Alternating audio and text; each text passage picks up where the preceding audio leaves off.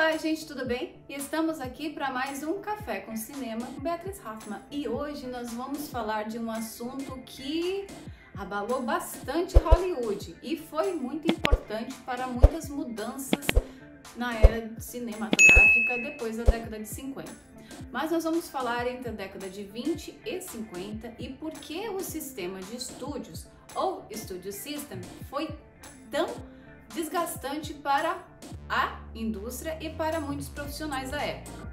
Para quem não sabe, o sistema de estúdios foi criado em Hollywood por estúdios como a Paramount, Universal, 20th Century Fox, que hoje faz parte da Disney, Warner, entre outros. Esse sistema de estúdios, na verdade, controlava todo o monopólio cinematográfico. Isso fazia com que os estúdios tinham total autonomia desde a sua produção, distribuição e exibição cinematográfica. Isso fez também com que tivesse um código RACE, ou Race Code, fazendo com que os produtores, diretores, estrelas e outros profissionais da área cinematográfica tivessem que seguir regras absurdas. Se eles não seguissem, eles eram colocados numa lista negra e boicotados, ou seja, não conseguiam emprego em lugar nenhum. Vamos começar por partes. Uma das coisas muito falada no sistema de estúdios eram os contratos muito longos que os estúdios faziam com os profissionais. Isso fazia com que os profissionais assinassem esses contratos, muitas vezes eram exclusivos. Isso fazia com que eles não pudessem escolher outro trabalho, outro filme, outro estúdio para trabalhar. Tinha que ser com eles, eles tinham que cumprir todas as regras do estúdio até terminar o contrato.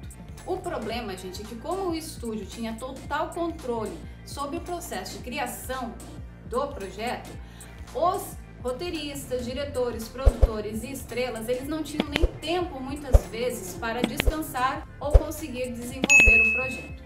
Por quê?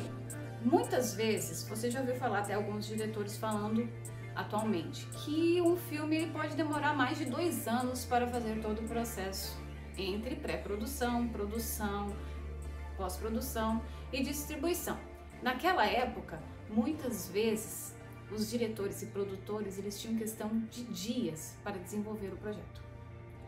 Então, gente, era uma coisa muito complicada, porque como os estúdios, eles tinham total poder do que fazer e deixar de fazer, eles escolhiam a equipe técnica e eles escolhiam o elenco.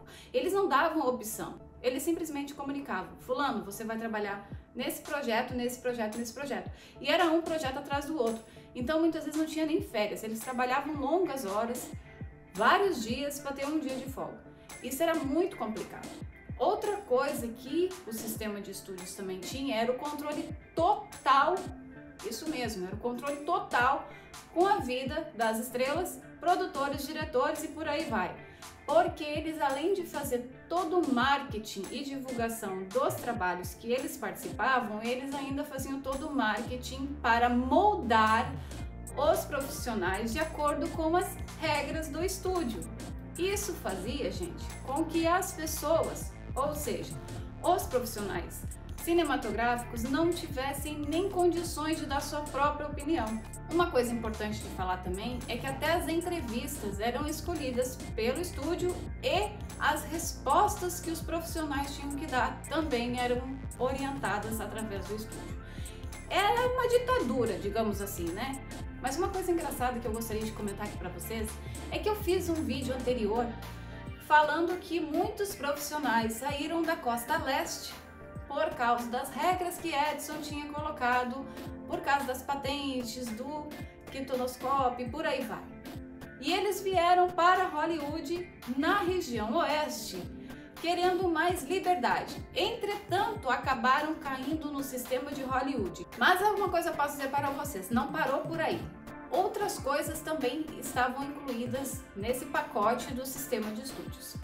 Uma coisa aconteceu também, gente, que parou em 1948, depois da Segunda Guerra Mundial, que foi a verticalização da indústria. O que era isso? É que, na verdade, como os estúdios eles tinham total poder perante a produção, isso fazia com que eles também controlassem a distribuição e a exibição dos filmes. Isso dava 100% rendimento do lucro para os estúdios. Isso era uma montanha de dinheiro, era muito dinheiro. Foi onde Hollywood realmente fez dinheiro em bilheteria. Mas isso parou, porque em 1948, depois da Segunda Guerra Mundial, as coisas começaram a mudar quando esse Código de Reis caiu. Uma outra coisa importante para falar sobre esse código é que as pessoas, ou melhor, os profissionais da área, eles tinham que ter muito controle, até mesmo no que eles iam trazer para o cinema. Não era permitido cenas de nudez, diálogos pesados, com palavrões e gestos obscenos. Autoridades e instituições tinham que ser respeitadas, ou seja, todas as cenas que tivessem policiais e juízes, eles tinham que ter uma imagem positiva. Outra coisa, cenas com crime e violência, elas tinham que ser moderadas e jamais glorificadas. Uma outra coisa importante é que o código fazia questão que a moral e os bons costumes fossem preservados. Então era muito comum ver cenas entre casamento, famílias, sempre serem abordados para uma sociedade correta da época. Uma outra coisa bem importante, gente, é que muitas das estrelas que saíram, melhor, tentaram quebrar a regra, elas foram realmente boicotadas e elas nunca mais trabalharam, porque os estúdios, eles tinham um contrato entre si, até mesmo para fazer lançamentos, eles se coordenavam entre eles para ter audiência. Então, quando, por exemplo, a atriz A fez alguma coisa para o estúdio A e não deu certo, e ele simplesmente cancelou o contrato, ela foi para o estúdio B. Entretanto, o estúdio A já tinha comunicado ao estúdio B que a atriz A tinha feito tal determinado assunto. Isso fazia com que ela não conseguisse trabalho ali, e sucessivamente em todos os outros estúdios. Era bem complicado, mas tinha algumas atrizes e atores que conseguiam dar o seu recado de uma forma muito sutil. Como? Eles conversavam e trabalhavam junto com diretores e conseguiam dar o recado de uma forma mais leve. E muita gente conseguia entender. E esses não eram barrados pelo sistema. E foi aí aonde muitos atores e atrizes tiveram que ser calados para conseguir trabalhar em Hollywood. Então, quando você vê algum filme da década de 20, 30, 40, você pode ter certeza que aquilo ali era mais como se fossem uns robôs. Teve, com certeza, muitos atores e atrizes, diretores talentosíssimos que fizeram Hollywood ser o que é até hoje. Mas eles, na verdade, não eram verdadeiras máquinas. É triste falar, uma indústria que a gente ama tanto, que eu tenho tanto respeito e carinho, mas eu posso dizer para vocês que naquela época a situação era bem mais complicada do que nós temos hoje nos dias atuais. Porque naquela época o sistema era muito cruel com eles. E você já parou para imaginar você ser moldado até no que você pode falar?